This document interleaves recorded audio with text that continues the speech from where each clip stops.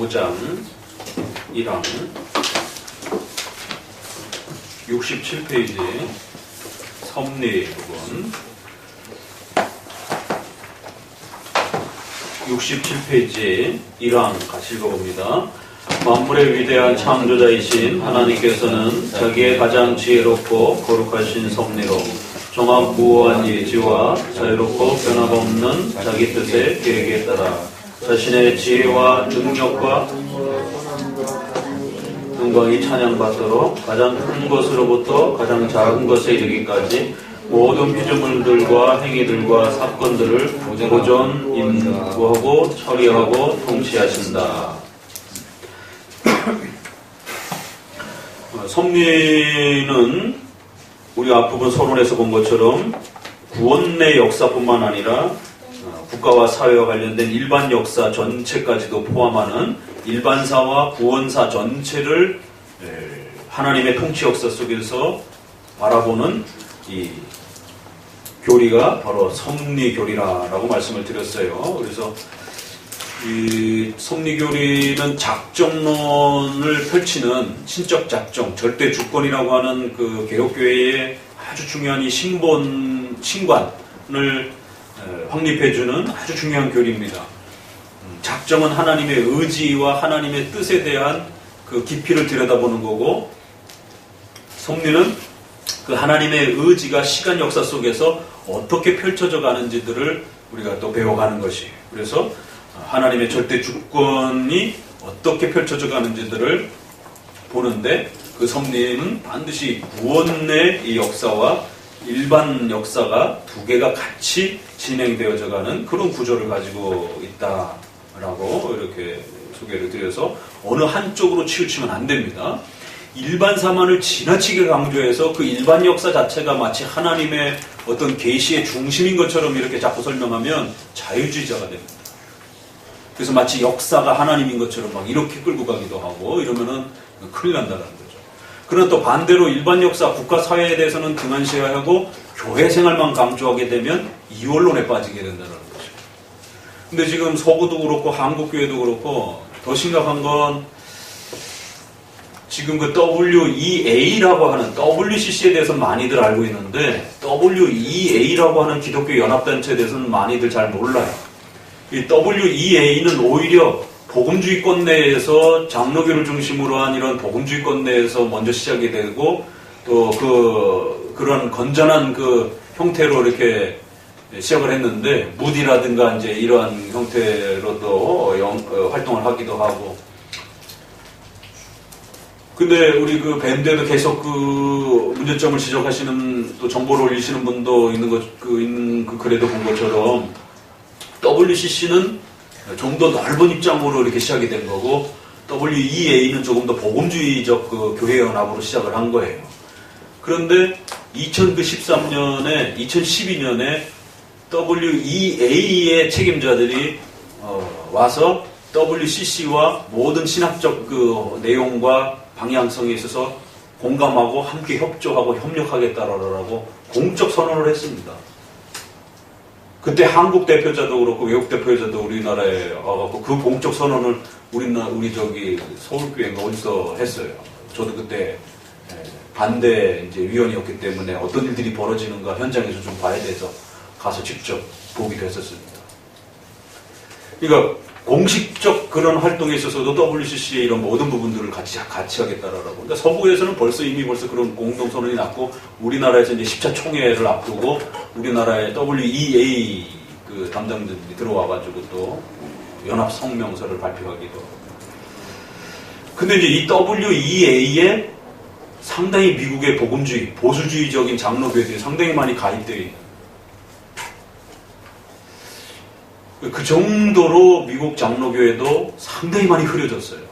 그래서 지금 미국 웨스트민스터, 프린스턴 신학교에서는 칼빈 신학교인가 멀러 교수님이 겨우 칼빈주의를 좀 얘기하고 있고, 프린스턴은 이미 자유주의 된 지 오래됐고, 웨스트민스터가 우리 선조들이 지켜왔던 학교였는데 그 웨스트민스터의 바르트주의자들이 버젓이 가르치고, 그 웨스민스터의 구약학자들이 고대 근동학을 끌어들여가지고 결국 성경의 이런 많은 그 구약 내용들을 갖다가 소위 비평학, 문서설이라고 하는 고대 문서라고 주장하는 자유주의자들의 그러한 그 논리를 따라서 고고학 자료들을 이렇게 끌어다가 마치 십계명 언약을 갖다가 고대 이집트 왕조의 히타트모 왕조라든가 무슨 종주권 언약이라 해가지고 왕과 신하의 어떤 그 언약 속에서 이렇게 십계명의 힌트를 얻은 것처럼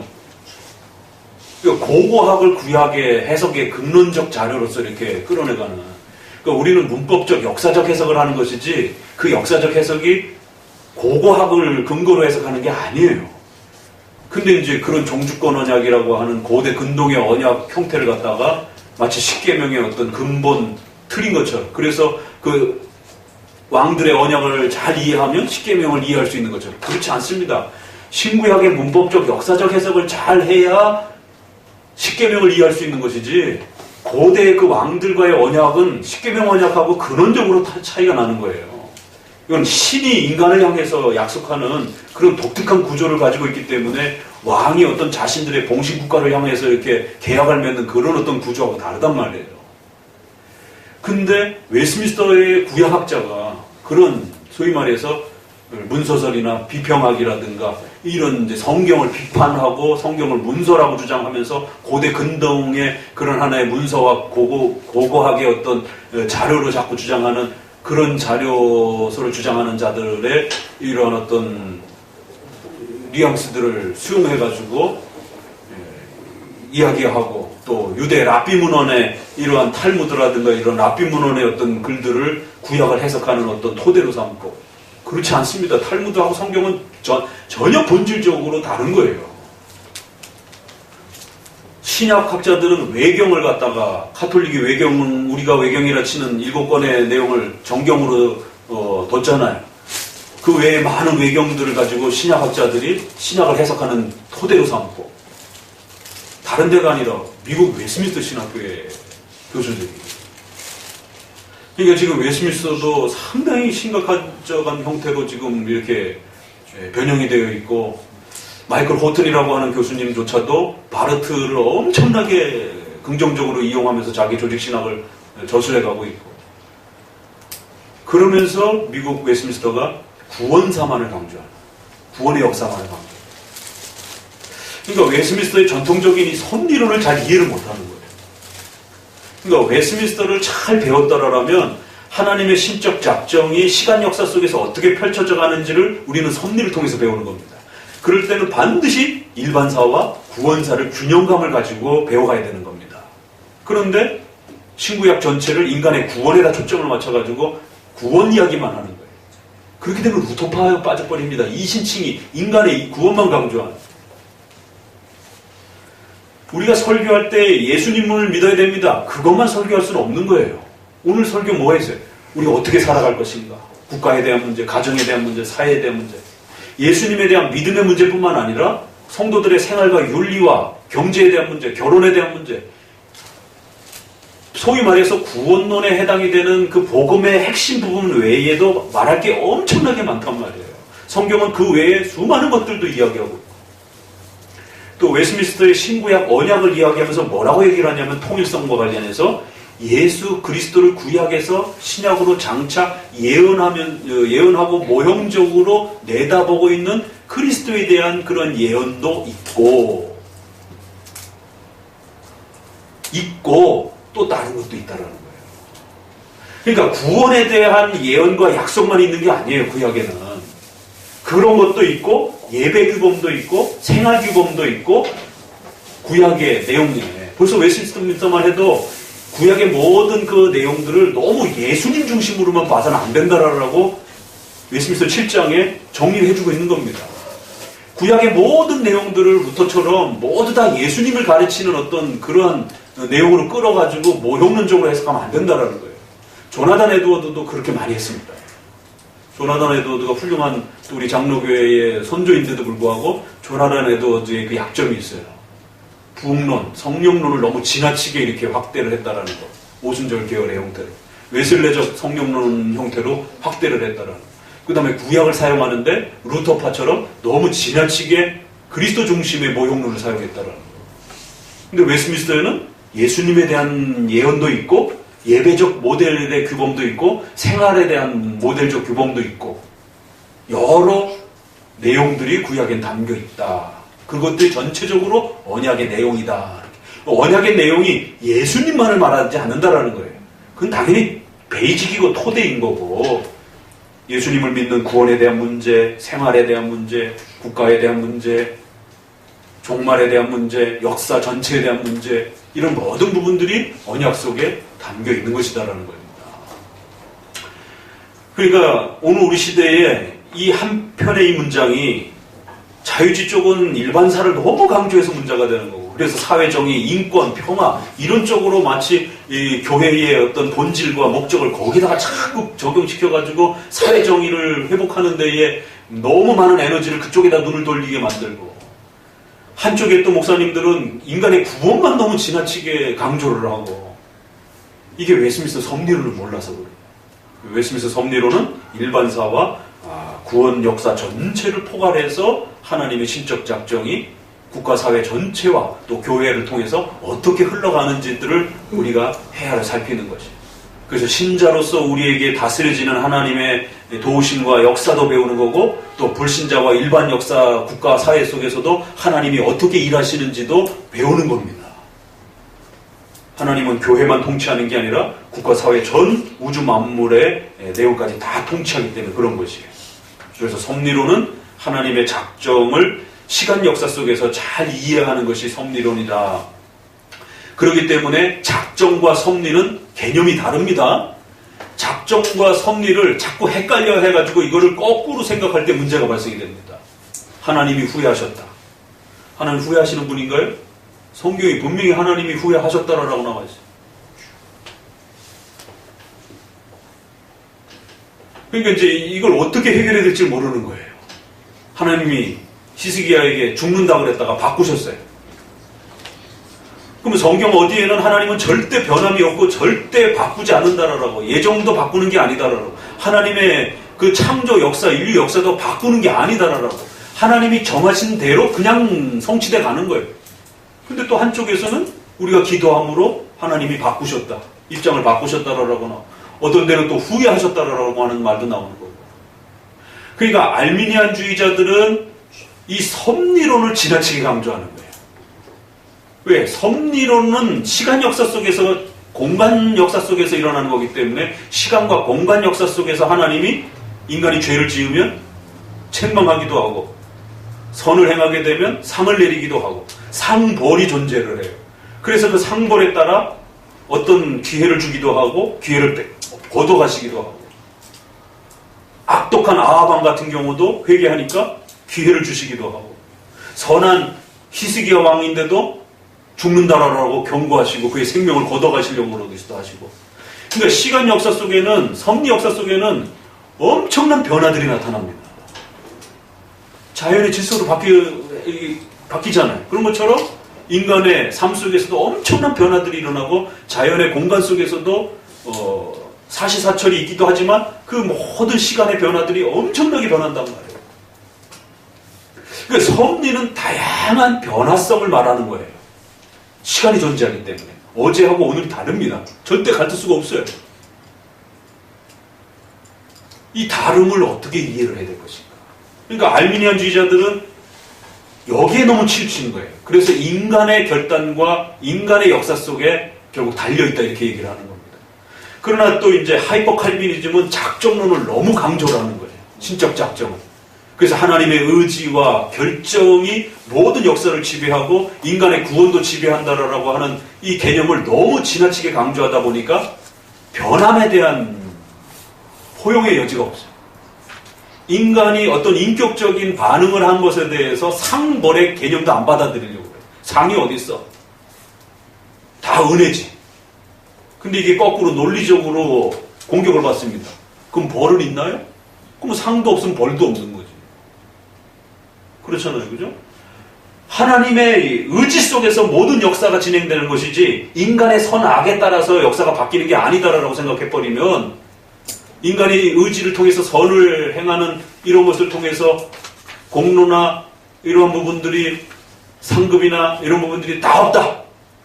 이래버리면 가톨릭의 상급론에 대한 알레르기 때문에 자칫 공로와 이 공로주의는 우리가 반대하지만 선행에 대한 상급주의는 인정합니다. 상급론은 인정을 해요. 그게 차이가 달라요. 공로주의와 상급론은 달라요.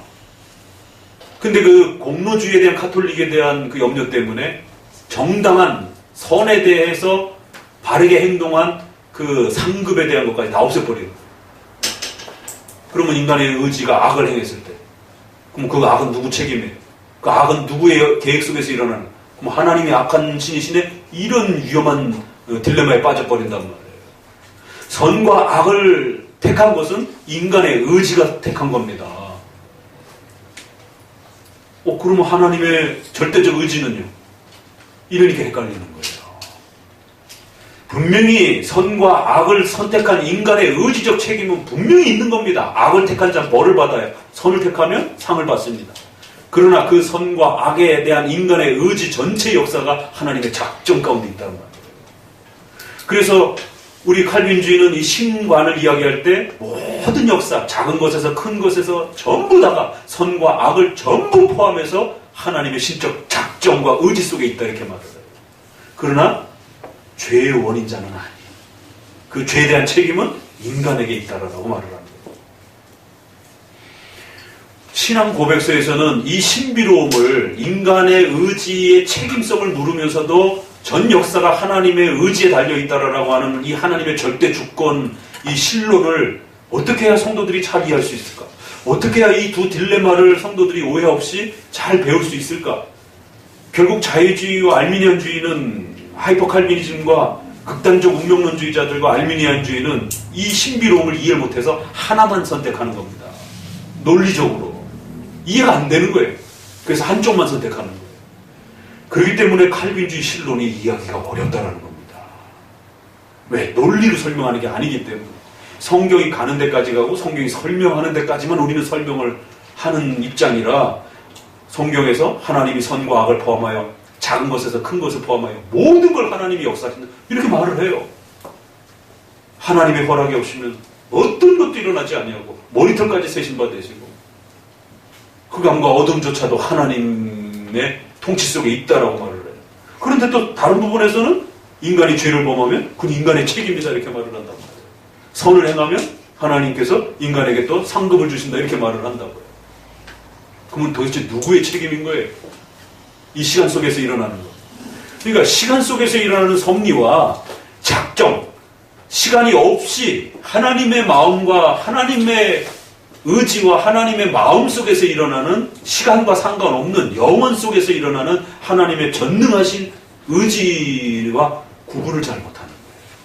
하나는 하나님의 영원 속에서 일어나는 하나님의 절대 전능한 의지를 말하는 거고, 작정은, 섭리는 인간도 필요하고 창조도 필요하고 모든 시간과 공간이 존재하는 이 시간 역사 속에서 일어나는 다스림을 말하는 거예요. 그래서 섭리는 변화무쌍한 변화가 얼마든지 존재하는 거예요. 왜? 하나님이 그렇게 창조하셨기 때문에. 시간을 보세요. 과거하고 오늘이 다르듯이. 인간의 의지 보세요. 분명히 선과 악의 선택은 다른 겁니다. 그렇게 변하도록 아담도 창조하실 때 죄를 지을 수 있는 가능성을 가지도록 그렇게 창조해 놓으신 것이에요. 변화를 전제한 형태로 창조해 놓으신 거지. 그렇게 진행되도록. 우주 공간을 가만히 있도록 창조해 놓은 게 아닙니다. 우주 만물도 전체가 돌잖아요. 이 우주가 돈다라는 것도 현대에 와서 겨우 깨달은 거예요. 변화한다라는 게 고정되어 있는 줄 알았잖아요. 하물며 인간의 역사 속에서 나타나는 하나님의 통치도 변하는 거예요. 그래서 후회도 하시고 또 상도 주시고 또 죄를 범했을 때는 기회도 걷어가시고. 근데 작정은 변함이 없는 겁니다. 그 영원 세계 속에서의 하나님의 의지를 말하는 거기 때문에. 이걸 거꾸로 이해하니까 사람들이 인간의 의지의 결단에 따라 인류의 역사가 달려있는 것처럼 자꾸만 그렇게 알미니안주의처럼 이해를 하기도 하고 또 한쪽을 지나치게 강조하면서 운명론에 빠지기도 하고. 그렇기 때문에 이 작정을 펼쳐가는 방식이 창조와 섭리를 통해서 이루어진다라고 앞에서 배웠고, 섭리는 반드시 시간과 공간의 역사 속에서 다스리는 하나님의 통치를 말하는 것이다 라고 말씀을 드렸어요. 두 개 조심해야 됩니다. 하나는 일반사와 구원사에 대한 둘 다를 포함해서 가르침을 받는 것이 섭리사라고 우리는 많이 표현해요. 그래서 구속사, 구원사 이런 말을 잘 안 씁니다. 근데 시중에 나와 있는 책들 보게 되면 전부 다 구속사적 설교, 구원사적 패러다임 이러면서 이제 구원의 역사만 강조합니다. 바르트주의를 뭐라고 신정통주의라고 표현을 하는데, 신학과 관련해서는 그의 교리와 관련해서는 뭐라고 표현하는지 아세요? 구원사학파라고 그러는 거예요. 바르트주의를. 왜? 구원만 강조했기 때문에. 루터파처럼. 루터파 그랬을 때는 한 개인의 이름을 통칭해서 이렇게 표현하는 거고, 신앙 내용을 따라서 말할 때 바르트주의를 구원사학파라고 그러는 겁니다. 그렇기 때문에 너무 구원만 지나치게 강조하게 되면 바르트주의에 빠져버리게 돼요. 그래서 우리 주변에 칼빈주의를 하고 기독교 강요를 가르치고 웨스민스터를 가르치는 많은 분들이 있는데, 이렇게 들여다보고 살펴보게 되면 바르트의 신학 구조를 아직도 벗어나지 못한 그러한 가르침들이 굉장히 많습니다. 그러니까 어떻게 칼빈주의를 강요를 가르치면서 어떻게 보네퍼와 바르트의 바르멘 선언을 웨스민스터에 준하는 그런 신앙 고백이라고 이렇게 표현하면 상당히 심각해지는 거예요. 아니 어떻게 반틸이라고 하는 우리 선조가 평생을 바르트 조심하라라고, 바르트는 정통주의가 아니다라고, 미국 장로교회가 온 힘을 기울여 싸운 것이 바르트주의였고, 박형영, 박윤서 목사님이 그 생애의 절반을 싸우신 논문들이 다 바르트 조심하라라고 그렇게 했는데도 현대의 칼빈주의를 표방한다는 신학자와 목회자들이 보네퍼와 바르트를 토대로 해서 칼빈주의를 소개하고 이러면 이건 바른 칼빈주의가 아닙니다. 그러니까 그런 것처럼 이 섭리론에 있어서도 역시 자칫 잘못하면 이것을 오해해서 하이퍼 칼빈이즘 쪽으로 치우칠 수도 있고, 알미니안주의적 칼빈주의를 가르칠 수도 있는 것이에요. 섭리론을 지나치게 작정론의 토대로 잘 해서 가르치지 않고 작정론과 섭리론을 거꾸로 이해해가지고 섭리론만 강조를 하게 되면 인간의 의지만 강조하고 변화만 강조하는 알미니안주의적 칼빈주의가 됩니다.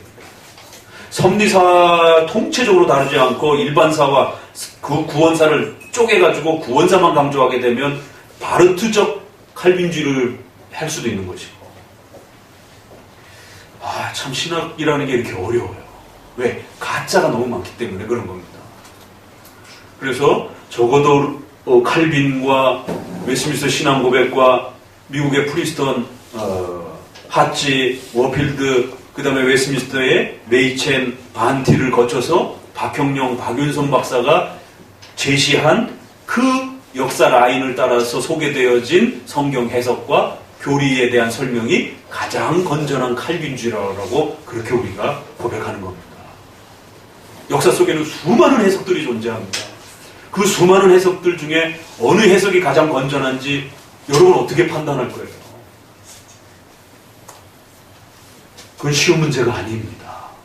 그렇기 때문에 모든 걸 내가 일일이 조사하는 게 아니라 적어도 목회자, 또 그 목회자의 선배, 또 그 선배가 정통 장로교회가 이것이다라고 소개해준 그 역사를 들어보고 그 역사가 옳다고 생각하게 되면 그 가르침을 선택하고 그리로 들어오는 것이. 그러면 들어왔으면 아직 모르는 게 수두룩합니다. 그러면 열심히 배워가는 거예요. 아직은 조금씩 차이가 있고 조금씩 어떤 부분이 나하고 안 맞고 이런 부분들이 있다 할지라도 장로교회는 이렇게 가르치는구나 라고 생각하시면서 내가 생각하고 있는 게, 내가 해석하고 있는 게 모두 다 장로교적이지 않아요. 왜? 그렇게 생각하면 큰일 납니다. 여러분은 장로교에서 자란 적도 없고 장로교회 선생님 밑에서 10년, 20년 목사님 밑에서 배운 적도 없는 사람이에요. 장로교 부모님 밑에서 어린 시절을 지낸 분들도 아니에요. 그런데 어떻게 이제 들여다보고 책 몇 권 읽었다고 해서 여러분이 장로교적인 그런 해석을 다 할 수 있다고 생각합니까? 그건 큰일 나는 거예요. 제가 우리 부천 목사님들 모임에서도 신신당부합니다. 우리는 아직 아무것도 모른다 생각하고 들어오셔야 된다. 제발 겸손함으로 배우셔야 된다. 더더구나 목회자 모임은 다 석사, 박사들도 있고 박사들도 앉혀놓고 제가 뭐라 그러는 거예요. 당신이 다른 데서는 박사지만 웨스민스터는 당신이 한 번도 제대로 배워본 적이 없다. 우리 커리큘럼에도 없었고 당신 혼자 웨스민스터로 뛰었지만 그건 개인이 뛴 거고 개인이 웨스민스터를 있다가 또 곡해할 수 있거든요. 그러니까 처음에 성경 해석 갖고 싸우는데 나중에는 이 장로교 역사의 아픈 역사에 아까도 잠깐 그 메로우 논쟁이라고 하는 이 독특한 1700년 초에 스코틀랜드 율법주의와 무율법주의에 대한 그 논쟁이 있었고 미국 장로교로 또 넘어가면 하지하고 또 남장로교의 토넬이라든가 냄리라든가 이런 분들하고 국가 정치에 대해서 또 웨스민스터를 어떻게 서약해야 될 것인가에 대해서 많은 논쟁들이 벌어지면서 도대체 웨스민스터를 우리가 어떻게 받아들여야 되는 것인가에 대한 또 논쟁들이 나타나요. 그러면서 율법주의와 무율법주의가 또 나눠지게 됩니다. 그렇기 때문에 적어도 선배들이 가르친 방식을 따라서 웨스민스터를 어떻게 배워왔는지들을 다시 소개받아야 돼요. 우리 목사님들조차도 학교에 그걸 가르치는 선생님이 없어요. 커리큘럼이 없습니다. 총신도 없고 고신도 없고 합시는 겨우 최근에 생겼고 그러면 도대체 여러분들은 누구한테 배운 겁니까? 이래서 심각하다라는 거예요. 그렇기 때문에 성도도 겸손해야 되고 목사님들도 다 겸손해야 돼요. 정말 신중하게 살아온 것듯이 내가 배우고 익혔던 그러한 가르침들 하나하나를 전부 점검해 가면서 적어도 정통 장로교회의 이 선을 따라서 그렇게 소개되어지는 그 웨스민스터와 또 그러한 기독교 강요와 그러한 조직신학과 또 그러한 설교들을 이제 다시 흡수해 가야 되는 과정 중에 있는 겁니다. 그래서 박사 하신 분들 앞에도 제가 웨스민스터 다시 배우라고 그래서 지금 부천 모임에서 웨스민스터 제가 가르치고 있습니다. 용어를 그렇게 이해하시면 안 됩니다. 삼위일체를 이해할 때 그렇게 이해하면 안 된다. 웨스민스터는 그렇게 말하지 않는다. 본인은 작정과 섭리를 나름대로 책을 많이 읽어가지고 이해했다라고 그래요. 어디 한번 얘기해보세요. 물어보면 본인은 열심히 설명하는데 그거는 우리 웨스민스터적 설명이 아닙니다. 라고 깜짝 놀래요. 당황해요. 나는 분명히 내가 바비크도 읽었고 이렇게 읽었는데 그렇지 않습니다. 적어도 이 작정과 섭리론을 성도들한테 가르치려면 하나님의 절대 주권과 인간의 의지 문제, 죄 문제, 선과 악을 포함하여 모든 것이 하나님의 작정과 의지 속에 있다. 그런데 죄는 인간이 범하는 것이다. 이걸 성도들한테 어떻게 설명할 거냐. 이쪽만 설명해도 어렵고 이쪽만 설명해도 어렵고 나는 열심히 설명했는데 성도들은 거꾸로 알아듣고 그런 일들이 비일비재한 겁니다. 그래서 목사님 그렇게 설명하면 안 됩니다. 우리 선조들은 어떻게 설명했느냐 하면 이란 기본 개념의 정의를 뭘로 잡았는지 그리고 그 위에 어떤 개념을 쌓아줬는지 그리고 그 이상 설명하지 않는 거예요. 이거 더 설명해야 된다. 그 설명은 안 됩니다. 그건 우리끼리 목사님들끼리 토론할 때나 하나님의 의지의 그 깊은 더 깊은 내용들을 표현합니다. 그래서 바비크도 그렇고 또 다른 벌콥도 그렇고 다른 학자들이 배자조차도 그럼 이 하나님의 절대적 작정의 의지를 어떻게 설명해야 될 것이냐라고 했을 때 죄와 악 전체를 포함해서 하나님의 작정을 유효적 의지, 유효적 작정이냐 아니면 허용적 작정이냐 실행적 의지냐 그게 도대체 뭔 말이에요? 그렇게 설명하면 되지 않겠느냐? 그렇게 설명하면 안 됩니다. 왜? 웨스민스터가 그렇게 설명하지 않습니다. 그렇게 설명하면 성도들이 더 헷갈리고 더 어려워집니다. 웨스민스터는 적어도 요 정도까지만 설명해주고 요 정도 기준을 가지고 성경을 보도록 요구한 겁니다. 그 이상의 토론은 목회자들끼리 토론하라고.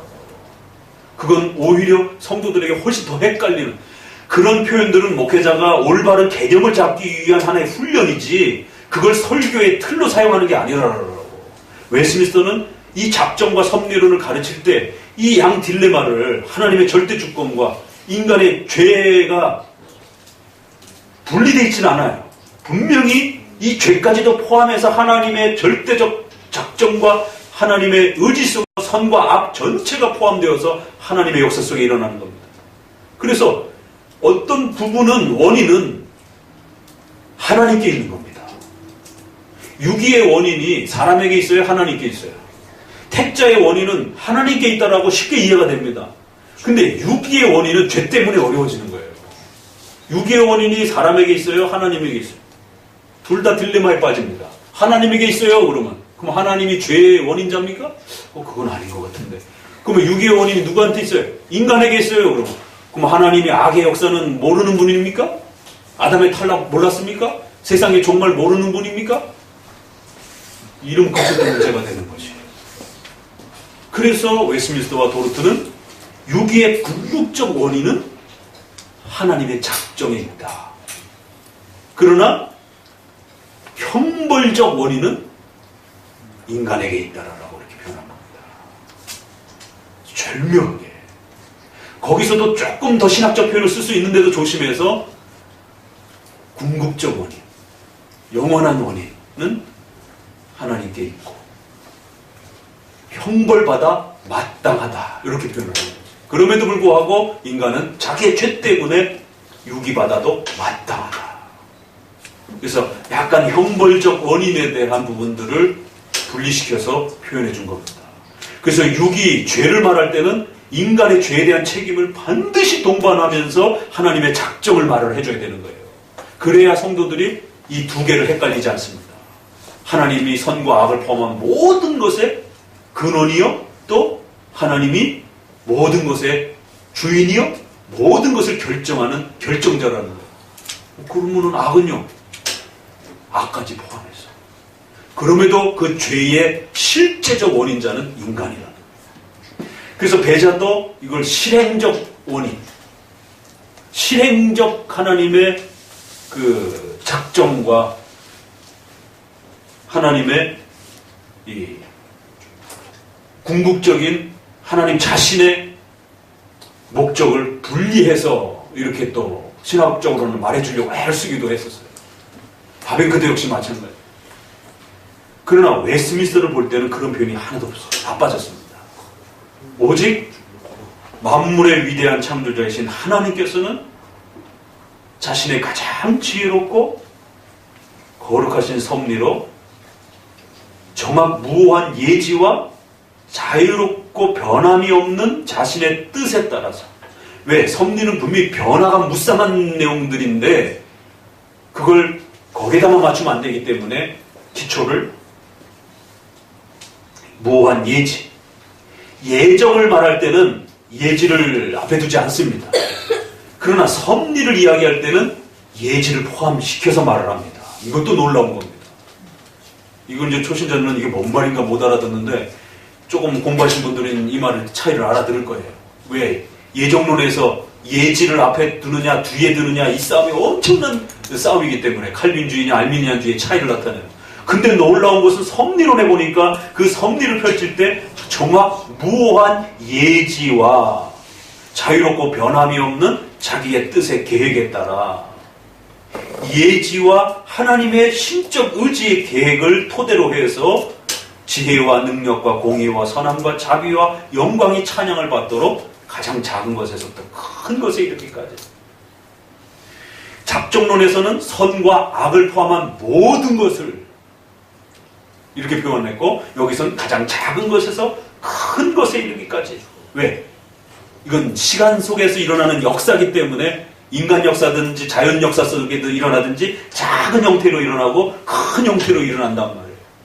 선과 악의 정의 개념이 아니고 발생하는 사건 개념으로 설명해 준 거예요. 그래서 가장 작은 사건, 가장 큰 사건, 그게 악의 형태로 일어나든 그게 선의 형태로 일어나든, 그러나 신적 작정은 하나님의 정의에 대한 문제이기 때문에 옳고 그름에 대한 문제를 하나님께서 어떻게 작정하셨는가의 문제이기 때문에 선과 악을 포함한 도덕적인 표현으로 표현합니다. 그래서 모든 걸 포함하여. 그러나 섭리론에서는 작은 부분부터 큰 사건까지 모든 내용들이 하나님의 섭리 속에서 일어나는데 어느 범위까지? 피조물들과 그들의 행위와 사건들 전체를 그래서 외적인 것, 내적인 것 모든 걸 포함해서 그리고 외부적인 자연 역사 속에서의 사건들 전체를 포함하여 하나님의 섭리가 네 가지로 보존, 인도, 처리, 통치. 요걸 줄이면 세 가지로 조직신학에서 뭐죠? 보존, 협력, 통치. 보존은 창조를 말하는 거. 인도와 처리는 인간을 다스리기 때문에 때로는 인도도 해가는 거예요. 일로 와, 일로 와, 졸로 가야 돼, 졸로 가야 돼. 인간의 의지와 마음을 사용하셔서 하나님이 이렇게 좋은 길로 이렇게 이끌어 주시기도 하고 보여주시기도 하면서 인간의 마음이 그 자원하도록 그렇게 마음을 인도해 가기도 하고 때로는 인간이 실수하면 어떻게 해요? 바로 잡아야 되잖아요. 그래서 처리, 다시 수습을 하는 것이. 그래서 섭리 속에서는 하나님이 뒷수습을 하는 것처럼 보여지는 내용들도 많이 나타나요. 또 어떤 거는 하나님이 인도, 이렇게 미리 계획해놓고 이렇게 너네가 이쪽으로 가야 돼 이렇게 하면서 또 이렇게 우리가 그걸 소원하도록 이끌어가는 약속 형태로도 이렇게. 약속이 뭐예요? 언약이 상대 개념입니다. 약속은 그렇잖아요, 그죠? 대상이 있는 겁니다, 서로. 그래서 상벌 개념이 등장하라는 거예요. 잘하면 그래 약속했지, 잘하면 상 줄게, 잘못하면 벌 내리는 거예요. 물론 그 언약 자체가 궁극적으로는 하나님의 은혜의 선물이어서 일방적 절대 은혜적 언약이지만 그걸 집행하는 방식에 있어서는 쌍무적으로 하나님이 집행해 가는 겁니다. 섭리론 속에서. 지금 세감자 마파들이 오류에 빠져 있는 게 또 페더럴 비전이라고 하는 언약론자들이 지금 한국 서구에서 지금 난립니다. 그래서 지금 율법주의, 무율법주의 논쟁이 또다시 불붙고 있어요. 그 온전한 그리스도의 책은 싱글레어 퍼거슨이 1700년의 스코틀랜드를 다룬 이야기라 조금 어려운 책이에요. 근데 조금 뭐 도전해 보시려면 도전해 보세요. 그 오늘 오전 설교하고도 또 연결이 되는 겁니다. 크리스찬의 생활을 다루려면 반드시 이 율법주의와 무율법주의를 극복을 해내야 돼요. 이게 극복하기가 그렇게 쉬운 문제가 아닙니다. 이것 때문에 교단이 갈라지고 결국에는 그 윤리 문제를 어떻게 정할 것이냐 때문에 나중에 합의가 안 돼갖고 교단이 깨져버리는 거죠.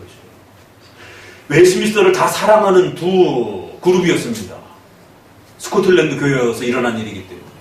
그런데 그 웨스트민스터를 어떻게 적용하느냐에 갖고 논쟁하다가 싸움이 터진 거예요. 존 오웬 얼마나 훌륭합니까? 근데 조나단 에드워드 얼마나 훌륭합니까? 그런데 웨스트민스터는 너무 경직돼 있다. 조나단 에드워드도 장로교회로 이렇게 초대했는데 웨스트민스터는 나도 서약할 수 있고 다 좋고 나도 웨스트민스터 사랑합니다. 그러나 웨스트민스터의 그런 교리적 그 내용들은 너무 부담이 되는 부분도 있습니다. 대놓고 그래요. 회중교회를 추구했기 때문에. 존 오웬도 회중교회를 추구했기 때문에 웨스트민스터 버리고 사보이 선언, 회중파 선언을 다시 합니다. 그러니까 교리가 같다고 해가지고 함께 갈 수 있는 게 아니에요. 정치까지 같아야 돼요. 교회 정치.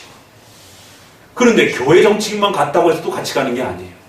그 교회 정치의 입법 활동을 통해 가지고 성도들의 윤리를 어디까지 정할 것인가. 그 이제 요 섭리론을 잘 이해해야 오늘 강요에서 소개하는 진정한 성경적 입법 활동을 어떻게 해야 되는가. 이게 둘이 만납니다. 그래서 칼빈은 성경적으로 해라 이 말을 앞에서 누누이 해왔기 때문에 이제 오늘 우리가 배울 내용에서 그러면 어떻게 성경적 입법 활동을 할 수 있느냐? 답 두 가지. 고린도전서 14장에 품위 있게 질서대로. 옛 번역에는 적당하게 질서대로. 우리가 기대한 답이 안 나와요. 오히려 성경을 어떻게 적용할 것인가 뭐 이런 얘기를 해야 되는데 성경적 입법 활동을 하라고 그렇게 이야기해놓고 미신적 로마 카톨릭 이 성경에 없는 이런 거 정하면 안 된다라고 그렇게 혹독하게 야단쳐놓고 그럼 우리는 어떻게 해야 되느냐 그러니까 이제 성경에 기초해서 품위 있게 하고 질서대로 하라고. 어떻게 하는 게 품위 있고 질서대로 하는 거예요. 여기에 섭리론이 빠지게 되면 율법주의로 갑니다. 그래서 섭리론을 잘 이해하셔야 되는 거예요. 섭리론을 잘못 이해하고 적용하게 되면 율법주의가 돼요. 사람들에 대해서 배려를 안 해요. 사람들의 연약함에 대해서 인정을 안 하게 돼요. 원칙 이거니까 이대로 와. 이렇게 돼요. 스코틀랜드도 똑같은 일이 벌어진 겁니다. 교회 입법 활동하고 섭리론하고는 그런 면에서 또 이렇게 맞아 돌아가는 것이에요. 그래서 칼빈이 말한 그 입법 활동은 섭리를 기초로 해서 사랑과 덕스러움 속에서 하라라는 그런 권면이에요. 하나님의 섭리가 아직 한국교회가 어리다. 그럼 봐주라는 거예요. 괜찮다. 그러면 조금 엄격하게 해도 된다라는 것입니다. 그것은 특히 성경에 어떤 명시적으로 분명하게 이렇게 선언되어 있지 않은 부분들에 대해서 더더구나. 명시되어 있는 것은 우리가 논할 필요가 없죠. 뭐 그거는 그냥 성경에 있는 건 하면 되는 거고 하지 말라 그러면 하지 않으면 되는 건데. 근데 어떤 거는 해석해 갈 때 교리도 그렇지만 윤리 부분과 관련했을 때 훨씬 헷갈리고 복잡하단 말이에요. 이게 하라는 말인지 하지 말라는 말인지. 그럼 여기에 없는 것들은 또 우리가 해야 되는가 말아야 되는가. 그래서 결국에는 윤리론을 이야기할 때, 생활론을 이야기할 때 교회가 또 분열됩니다. 이 얘기는 우리 자신에게도 해당이 되는 거예요. 그래서 여러분들이 한 교회에 속해서 목사님 밑에서 이렇게 신앙교육을 잘 배우면서 이렇게 장로교인으로서 생활해 갈 때 교리, 정치, 생활이 일정한 형태에서 같은 공감대를 형성하면서 같이 가져야 돼요. 정치까지는 우리가 장로 정치를 같이 공유해요. 공감해요. 그런데 이제 오늘 설교에 있어서 사실은 참 이런 오늘 설교가 상당히 예민한 설교입니다. 그런데 반드시 가르쳐줘야 되는 성도들에게 가르쳐줘야 되는 내용. 그런데 교리와 삼일체, 장로 정치 다 같이 좋아해요. 그런데 장례식 문제, 또 결혼 이야기 문제, 이런 또 경제 개념 이야기 문제, 또 국가에 대한 이런 의례 문제를 이야기하다 보면 그건 목사님 생각하고 좀 다른 것 같은데요. 이러면 이제 차이를 느끼게 된단 말이에요. 저거 목사님 너무 널널하게, 너무 넓게 적용하시는 거 아닌가? 이런 생각들이 든단 말이에요. 그러면 그게 극복이 안 되면 결국 분리됩니다. 사랑하고 좋아했던 목사님이랄지라도 교회랄지라도 그 교회에 일치하지 못하고 떠나게 돼요. 이게 수도 없이 있었습니다. 교회 역사 속에. 교단도 분열이 되는데 뭐 교회 목회자하고 성도하고 갈라지는 건 그건 말도 아니죠. 그렇기 때문에 이 윤리 문제를 다룰 때는 아주 신중해야 되고 설교하는 분도 신중해야 되고 자칫 성도들의 양심을 성경에서 허락하지 않는 교회법에서 허락하지 않는 선을 넘어서서 성도들에게 치마 입고 와! 이렇게 해갖고 강력하게 이렇게 몰아세우면 성도의 양심을 억압하는 극단적인 이제 강압이 된단 말이에요. 그러면 그 성도 그 교회 만약에 치마 입기 싫어하는 성도면 그 교회 못 있습니다. 그래서 목회자도 설교할 때 조심해야 되는 겁니다. 그 선을 잘 지켜줘야 된다는 거예요. 양심의 자유에 해당이 되는 부분은 함부로 목회자가 그거를 자기 생각대로 정해가지고 이게 성경의 법이다라고 함부로 강력하게 몰아붙여서는 큰일 납니다. 거꾸로 성도도 마찬가지예요. 내 안에 요거는 조금 다르게 생각하는데 이거는 목사님이 이렇게 결정하는 해석들에 대해서 그건 너무 목사님에게 이렇게 하셔야 된다라고 강압하면 안 됩니다. 그건 목회자가 교회 전체를 장로교회로 끌고 가면서 당회가 결정하고 목회자가 해석해내면서 그 교단의 질서를 벗어나지 않는 범위 내에서 적어도 우리 교회 성도들은 이 정도 규범을 가지고 함께 살아갔으면 좋겠다라고 하면 그 정도에서 개교회가 독립적으로 결정하는 거예요. 그러면 그런 독립적 결정을 상해라고 해서 절대로 함부로 강압하거나 양심의 자유를 해치면서 사회의 교회, 개교회의 그 결정권을, 당의 결정권을 함부로 명령하지 못합니다. 그래서 명령할 수 있는 자유도 있지만 저항할 수 있는 자유가 이렇게 절묘하게 장로교 안에 이렇게 결합이 되어 있는 것입니다. 왜 그런가 하면 섭리는 그렇게 하나님의 통치에 인도와 처리가 있고 또 통치는 기적적으로 다스려 가시는 간섭하는 방식이에요. 그래서 하나님이 이스라엘 백성들에게 이혼 증서를 써주는 거예요. 아니 어떻게 이혼 증서를 허락합니까? 신약에 이혼은 안 된다라고 분명히 그게 하나님의 뜻이다라고 분명히 선언한단 말이에요. 예수님조차도. 그런데 구약에 이혼 증서를 허용한 하나님이 허락해 주는 거예요. 모세의 율법을 통해서. 그건 정의에 맞지 않는 내용이에요. 섭리를 고려해 주신 거예요. 이스라엘 백성들이 아직 그걸 못 쫓아오는 거예요. 어떤 것은 중요한 정의로 이미 결론 났어요. 그런데도 불구하고 하나님이 예외적 형태로 그 교회와 성도들과 그 국가의 수준 때문에 어쩔 수 없이 차선적인 그런 내용들을 허용적 형태로 수용해 주시는 그런 내용들도 있습니다. 이 섭리를 모르게 되면 거꾸로 어떤 일이 벌어지냐면 정의를 가지고 신자들을 죄악으로 몰아가요. 옳은 가르침을 가지고 신자들을 죄악으로 몰아갑니다. 율법주의가 그렇게 되는 거죠. 맞는 말인데 성도들에게 엄청난 상처를 주는 거예요. 이걸 잘 구별해야 됩니다. 맞는 말이라고 해서 성경적인 가르침이라고 해서 섭리를 고려하지 아니하고 성도들에게 무조건 바로 지금 당장 회개하고 고쳐라라고 강압적으로 요구하게 되면 성도들 상처받아가지고 그 교회 다 떠납니다. 아니 내가 맞는 이야기를 했는데 왜 그렇죠? 저 무식한 성도들, 무지한 성도들, 강팍한 성도들, 하나님의 말씀에 순종하지 않는 이 악한 자들, 그래 다 떠나봐라. 나 홀로라도 하나님 앞에 내 옳은 설교를 내가 하고 살아간다. 이런 형태가 되기도 합니다. 맞는 설교인데 성도들이 못 받아들이는 거예요. 아직 수준이 연약해서 아직 신앙이 어려서 그 맞는 가르침을 수용하지 못하는 거예요. 그럼 어떻게 해야 돼요? 목사님이 정의를 바꿀 수는 없잖아요. 그죠? 죄라고 죄인 걸 갖다가 죄가 아니라고 그럴 수는 없잖아요. 아무리 성도들이 연약한다 하더라도. 간음이 죄예요. 근데 조선시대에 첩들이 널널하게 엄청나게 있는 그 시대인데 그렇다고 첩을 인정할 수는 없잖아요. 그럼 뭐가 다른 대책이 나와야 돼요. 간음은 분명히 죄예요. 그렇지만 문화 자체가 간음의 개념이 없어요. 아직. 그러면 중간 단계의 법을 입법 활동을 통해서 섭리로 조율할 수 있다라는 거예요. 하물며 정의 자체도 그런데 아디아포라라든가 중립적인 것들은 얼마나 더 많이 포용을 해야 되겠어요. 이제 이런 면에서 개혁이라는 말이 자칫 잘못 사용하게 되면 결국 성도들을 다 함정으로 다 몰아가요. 성도들을 다 율법주의로 몰아갈 수. 맞는 말인데 섭리를 고려하지 아니하면 성도들을 개혁한다는 명분을 가지고 성도들에게 엄청난 상처를 주고 성도들에게 엄청난 억압을 행하게 되는.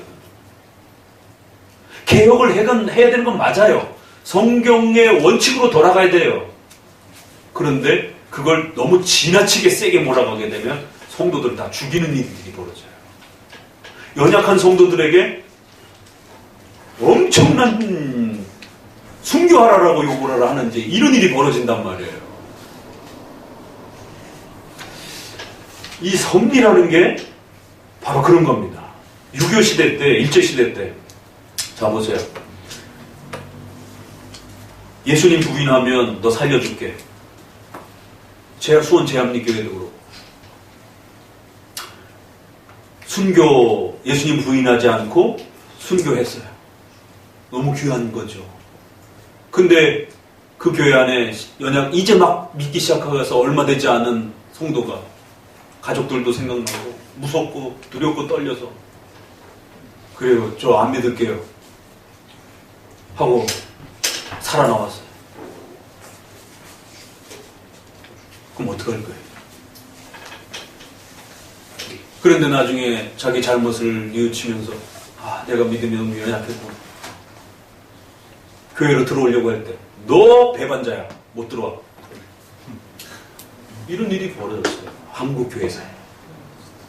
그 소설에 그 뭐죠? 성님 그 책이 순교자인가? 그거 말고 일반 분이 소설로 썼는데 순교자라는 소설을 썼어요. 역사를 바탕으로 해서 지금 그게 뼈대가 그거예요. 어떤 사람은 그 갇힌 공간에서 공산당인지 이래갖고 예수님 부인하면 살려줄게 이랬는데 거기서 이제 예수님을 안 배반해갖고 살아남았어요. 너 대단한 너 신념이 있다 그러면서 살려줬어요. 이거 오래 기억이 돼서 그런데 사모님 만나 잘 보세요. 그러니까 이게 거꾸로, 우리가 생각하는 거 거꾸로 해. 그러니까 이 사람이 나중에 살아났는데, 그리고 거기에 있던 사람들이 예수님 안 믿겠다고 이랬어요. 무서워가지고. 이런 종자들이면 우리 공산주의에 들어왔다가 또 얼마든지 배신하겠구만. 그래서 나 죽였어요. 한 살아나는 사람만 난 절대로 예수님 못 부인한다 했더니 이런 종자를 개정시키면 우리 공산당에 목숨을 바치겠구만. 이래서 살려줬다 이거예요. 그 돌아왔는데 그 사람을 다 배신자로. 너 예수님 다 죽었는데 어떻게 너만 살아올 수 있느냐. 너 예수님 부인하고 돌아왔지. 과연 누가 진정한 순교자인가. 이런 어떤 책인데 상당히 감명 깊게 저도 참 충격적인 이럴 수도 있겠구나. 인간의 오해라는 게. 그 연약한 6.25 시대와 일제시대 치하에 만약에 그렇게 예수님을 부정했을 때 그가 나중에 돌아오는 과정 속에서 교회가 용서를 안 하는 거예요. 어떻게 그럴 수 있느냐. 너 배신자야. 섭리를 모르면 그런 일이 벌어지는 겁니다.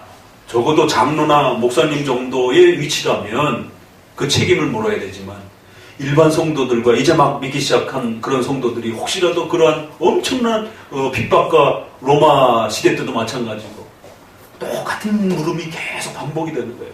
로마 시대 때 그 로마 황제의 우상숭배에 참여한 자들을 나중에 어떻게 교회가 받을 것인가. 그럴 때 도나티스파가 절대 그들 못 받는다. 순결주의자들만 교인이 돼야 된다. 이래갖고는 결국 어거스니 저 율법주의자들 이렇게 비판한 거예요. 제세례파들도 역시 마찬가지고 순혈주의만 주장하라는 거예요. 그러니까 개혁이라는 말은 맞는데 엄격히 해야 되는 게 맞는데 그 개혁이라는 말이 오직 성경이라는 말이 잘못하면 입법 활동을 통해서 율법주의로 흐르면서 성도들을 다 죽일 수가 있다는 거예요. 거꾸로 너무 많이 봐주다 보면 또 그러니까 섭리라는 건 그 형편을 말하는 거예요. 그 시대에 주어져 있는 그 교회와 그 성도들의 형편이 이 하나님의 십계명이라고 하는 정의 앞에 섰을 때 어떤 형편으로 주어지느냐에 따라 고려의 또 대상이 있을 수 있다는 거예요. 그러니까 십계명도 중요하지만 그 십계명을 바르게 적용하기 위해서는 반드시 섭리라고 하는 하나님의 통치 역사가 함께 고려돼야 된다는 겁니다. 단지 정의만 가지고 성도들을 치기 시작하게 되면 그 정의에 못 쫓아오는 성도들은 다 죄인이 돼버리게 되고 결국 율법주의가 돼버린다는 거예요. 그렇다고 해서 거꾸로 기준이 없이 형편만, 섭리적인 형편만 너무 고려해버리게 되면 상황윤리, 핑계윤리가 돼버리는 것이죠. 예전에 우리 주일학교에 이런 일이 있었어요. 거짓말을 하고 주일날 옵니다. 부모가 교회를 못 나가게 하기 때문에. 어떻게, 우리가 이제 그때 다람이가 주일학교 선생님이니까, 어떻게 주일학교 학생이 거짓말을 할 수가 있어? 그러면은 교회 간다 그러면은 엄마가 못 가게 하는데요. 어떻게 하죠? 그래도 부모한테 얘기를 하고 두들겨 맞는 한이 있더라도 와야지. 이렇게 가르쳐야 되는가? 아니면 그래 어떻게 해. 그래도 교회 왔으니 감사하지. 여러분은 어떻게 해야 될 것 같아요? 감사한 겁니다. 그래서 그때 한참 교사 막 시작하면서 묻고 그랬었어요. 그래갖고 같이 대화하면서 어떻게 해야 되느냐라고 그래서 격려해줘. 오느냐고 고생했다라고 차비라도 좀 주고 떡볶이라도 사주면서 다음번에도 와 이러면서 다음번에 너무 많이 거짓말하지 말고 조금만 거짓말을 줄이고 와. 또 조금만 줄이고 와 이러면서 그러면 어디 친구네 집에 간다고 하고 와. 교회 들렸다가 친구네 집 가요. 그럼 이게 거짓말일까요? 아닐까요? 이런 그 섭리적 형편. 그 주일학교의 그것도 불신자 집안의 그 어린아이가 교회를 오고 싶어 하는 그 마음을 가지고 있을 때 그 아이가 정직하게 말하면 교회를 못 오고 거짓말을 해야만이 둘러대야만이 교회를 올 수 있는 그 형편이었을 때 거짓말은 절대 안 된다라고만 강조하면서 그 아이에게 정직하게 얘기하고 부모에게 승부를 걸으라고만 이야기해야 되는 것인가? 그건 너무한 겁니다. 그건 율법주의가 되면 잘못다. 그러니까 이게 맞는 말인데 율법주의가 되는 거예요. 그러니까 교회 역사 속에는 끊임없이 율법주의와 무율법주의가 상호 교차하면서 교회를 괴롭히는 겁니다. 그럴 때 장로교는 섭리론과 교회법이 아주 절묘하게 이렇게 맞물려 돌아가는 겁니다. 하나님조차도 정의에 있어서 이혼을 하는 건 안 되는데 그 백성의 연약함 때문에 죄를 그 여성들을 보호하기 위해서 그 죄된 이혼의 그 문제들을 임시적으로 허용해 주시는 거죠. 그럼 하나님이 죄를 짓는 거를 허용해 주는 거냐? 아니요. 인간이 악해서 하나님의 섭리적 배려를 해주는 거다. 이렇게 표현하지 죄 짓도록 만들어 주셨다. 이렇게 표현하는 게 아니에요. 그건 인간의 연약함을 하나님이 배려해 주신 배려의 정책이라는 거예요. 근데 인간은 그걸 악용해서 죄의 기회로 삼는 이제 방식으로 나아가기도 하는 겁니다. 인간의 이 연약함에 대한 고려를 안 하게 되면 율법주의로 빠지게 되고 하나님이 그에 주어진 형편의 이 섭리를 무시하게 되면 결국 사람을 아주 강력한 이러한 그 숨도 못 쉬게 하는 방식으로 몰아가게 됩니다. 하나님이 각 교회에, 각 나라에, 각 사람에 허락하신 섭리적 형편이 다 달라요. 그러니까 장로교인들이 늘 욕을 먹는 게 율법주의자들, 저 엄격주의자들. 그 청교도를 욕할 때도 그런 욕이었던 거거든요. 그래서 순결주의자들, 퓨리탄이라고 하는 퓨리라는 말이 거룩함, 순결이라는 말이기 때문에 깨끗함 이런 뜻이기 때문에 저 엄격주의자들. 그러니까 한편으로는 자신의 신념을 잘 지켜내기 위한 그러한 면도 있지만 어떤 면에서는 아주 지나치게 과격한 면들이 있어요. 그래서 청교도는 웨스민스터에 참석한 청교도들과 그렇지 않은 청교도들을 우리가 잘 구별해야 됩니다. 왜냐하면 이 과격하고 엄격한 청교도는 우리가 율법주의와 하이퍼 칼비니즘에 대한 염려가 있기 때문에 상당히 이렇게 조심해서 이렇게 봐야 됩니다. 그러니까 이제 그런 면에서 엊그제도 우리 한 목사님하고 이렇게 통화하다가 교인 중에 이걸 어떻게 해야 됩니까? 그러니까 목사님들도 고민하고 목사님들도 이걸 어떻게 적용해야 되는지 끊임없이 배우는 과정이 있는 겁니다. 성도들은 어떻게 하겠어요? 더더구나. 그것도 개혁주의를 이 정도까지 공부한 분들도 그런데 저도 막히면 또 선생님하고 또 동료들에게 찾아가서 묻고 또 확인하고 어떤 분야는 제 전문 분야가 아닌 부분도 있잖아요. 의료 분야, 법 쪽의 분야, 정치 분야 이런 부분들은 또 그쪽 분에게 물어보고 또 성경적 원리를 맞춰보고 그리고 나서 최종적으로 성도에게 그런 윤리적 선택을 어떻게 해야 될지를 또 자문을 또 해줘야 된단 말이에요. 남편은 교회 안 나와요. 그런데 여집사님은 아주 친실한 교인이라는 교회 예배를 한 번도 빠짐없이 나오시는 분이라. 근데 최근 들어 남편이 수예배하고 금예배 나가면 알아서 하라고 그러면서 폭력을 행사하고 그렇게 못 나가게 하고 그런다는 거죠. 그러니까 주일은 절대로 허용 맞는 한이 있더라도 와야 되니까. 그런데 그러면 주일을 수요일과 금요 기도에 오는 것을 오지 말라고 그래야 될까? 목회자 입장에서 선배 입장에서는 어떻게 했으면 좋겠냐라고. 여러분 어떻게 할 거예요? 신자가 어떻게 감히 교회 모임을 빠져? 무조건 나와! 두들겨 맞아 죽는 한이 있더라도.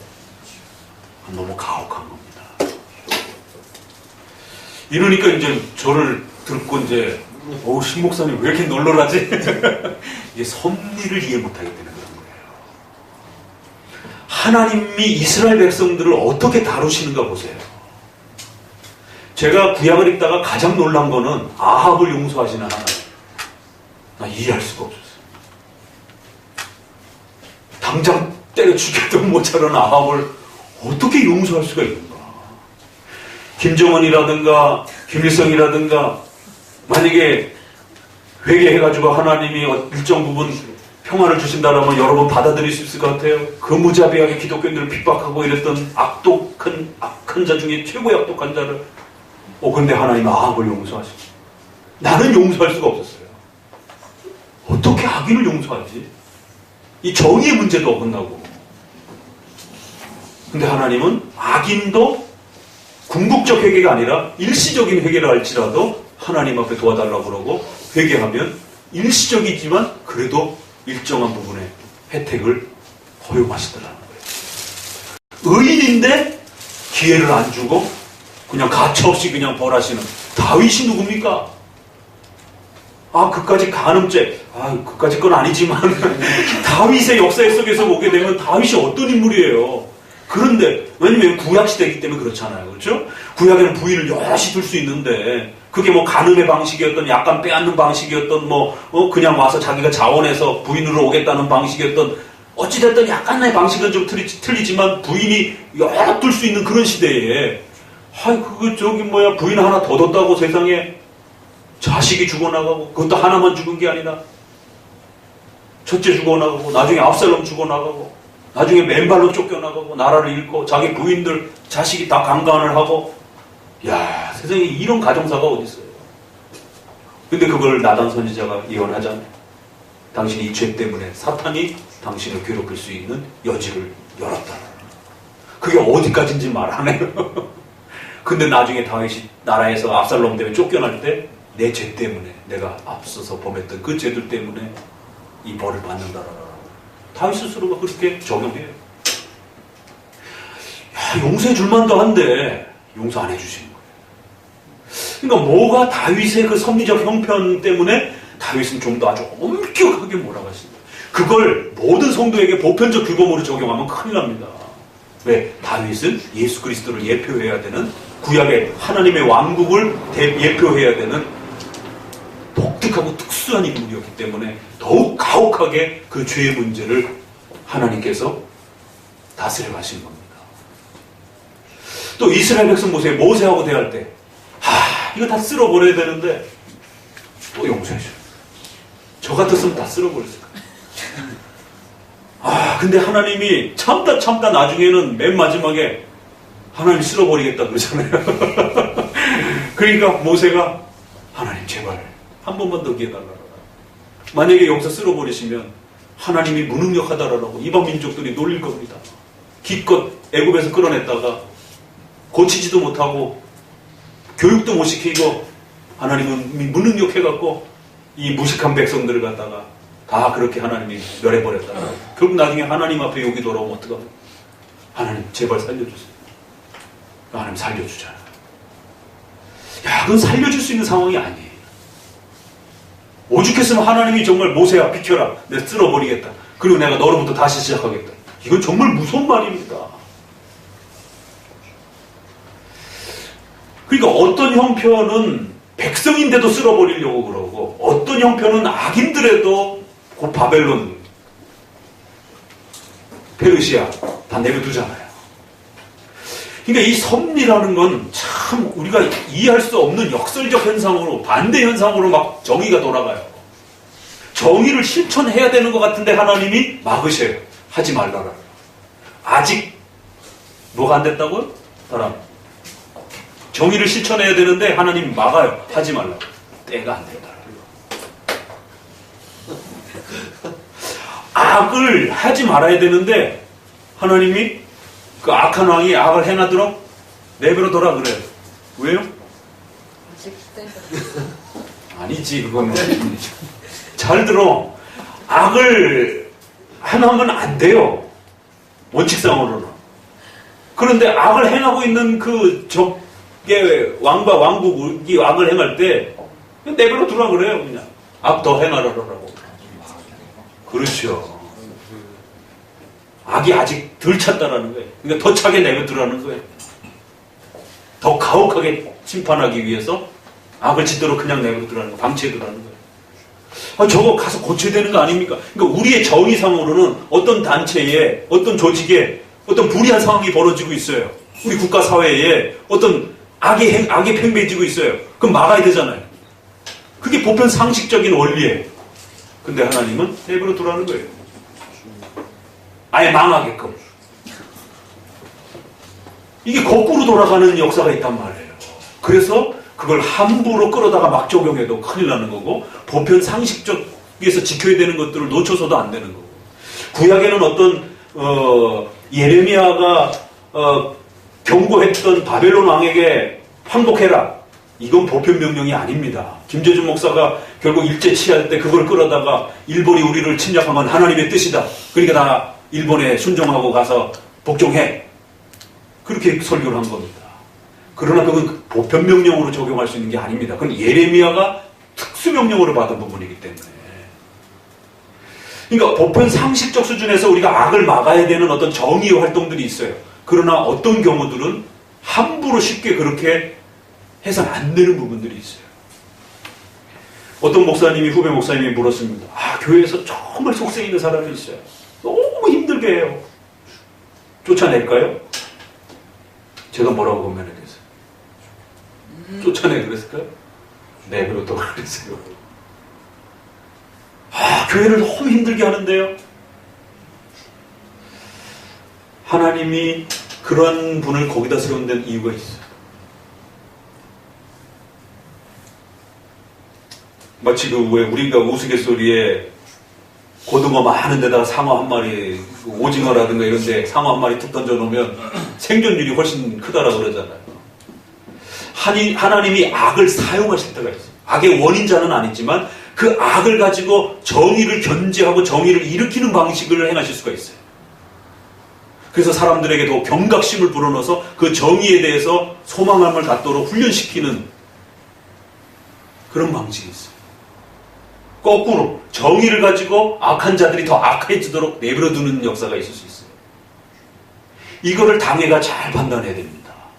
그렇다고 해서 그 악한 자를 권징을 안 해도 된다는 말은 아니에요. 권징은 절차에 따라 교회법에 따라서 해야 됩니다. 그러나 그를 내보낼 건가, 최종적으로 내보낼 건가 말 건가에 대해서는 더욱 신중하게 섭리를 들여다봐야 돼요.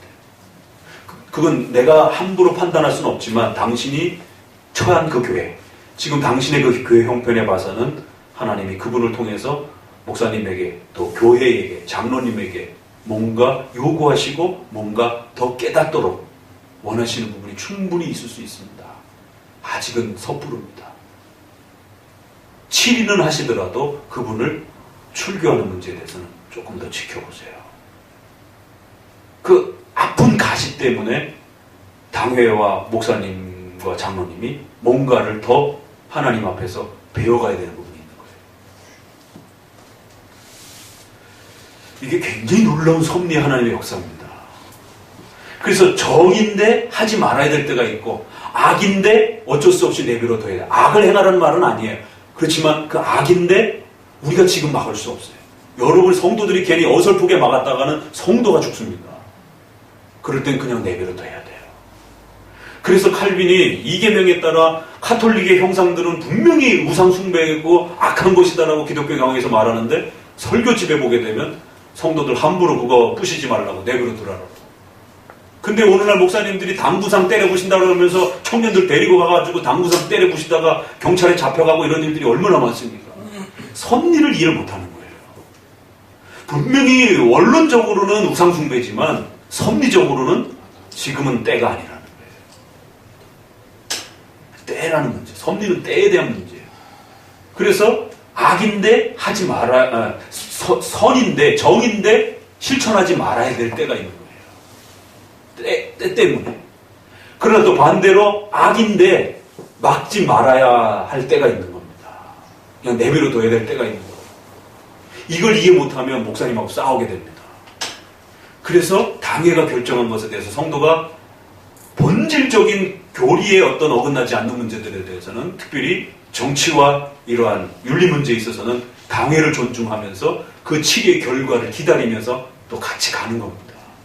왜? 성도는 하나만 보지만 또 당회는 교회 전체를 또 다스려가면서 운영을 해야 되기 때문에 또 전체를 본단 말이에요. 그러면 성도는 이 성도하고 더 깊은 얘기를 나눠보지 못한 부분이 있지만 목회자는 이 성도하고도 여러 성도들하고 다 상담을 하고 얘기를 듣기 때문에 이 성도가 모르는 이야기를 알고 있단 말이에요. 그래서 내버려 두는 겁니다. 그런데 다른 성도 입장에서 봤을 때는 저런 성도를 어떻게 내버려 두지? 칠이 안 하고 뭐 이럴 수도 있는 거란 말이에요. 아직 때가 안 돼서 내버려 둘 수도 있는 것이에요. 때가 되어서 징계할 수도 있는 겁니다. 여기에서 성도들하고 목사하고 엄청난 충돌이 일어나는 겁니다. 선한 사람 같은데 목사님이 너무 빨리 책망한다 이러면서 서운하는 거예요. 아직은 내버려 둬야 될 것도 같은데 너무 그렇게 빨리 책망한다라면 멀쩡한 사람 내쫓는다 이제 책망한다 이렇게 되고 저거 빨리 책망을 해야 되는데 목사님이 가만 내버려 두는 것이에요. 그럼 또 거기에 또 서운해지는 것이. 이게 이제 충돌이 일어납니다. 섭리란 오늘 배웠던 이 항목 하나하나가 교회 입법과 연결이 되어질 때 얼마나 깊은 부분들이 나오는지. 그래서 할빈이 기독교 강요에서 지금 강요를 같이 다뤄가고 있는 겁니다. 그래서 강요에서 그 부분을 다룰 때 섭리를 고려하면서 덕스럽게 품위 있게 사랑 속에서 행하라. 그 덕이라는 건 사랑을 말합니다. 이웃을 아끼고 교인을 아끼는 그 마음 속에서 하나님의 섭리를 배려해가면서 전체적인 교회 섭리, 또 개별적인 교인의 섭리를 고려해가면서 이 성도에게는 조금 더 강하게 몰아붙여야 되지만 이 성도는 그렇게 강하게 몰아붙이면 안 되는 거예요. 그냥 내비로 둬야 되는 거예요. 조금 더. 왜? 그 신앙의 경중의 차이가 있기 때문에. 원칙은 지켜줘야 되지만 그 원칙이 허용될 수 있는 범위 내에서는 최대한의 배려를 할 수 있는 겁니다. 그러니까 우리도 알게 모르게 개혁과 오직 성경이라는 이 개념 때문에 이 섭리를 놓쳐버리고 극단주의자가 되고 강압주의자가 되고 율법주의자가 돼요. 그래서 이제 성도들하고 티타임 때 이렇게 얘기를 하다 보면 어떤 이제 생활 문제, 교리 문제, 정치 문제 이렇게 얘기를 쭉 듣다 보면 어떨 때는 잘 적용해서 말을 하는데 어떨 때는 이제 그 지나침이 과하게 적용이 되는 거예요.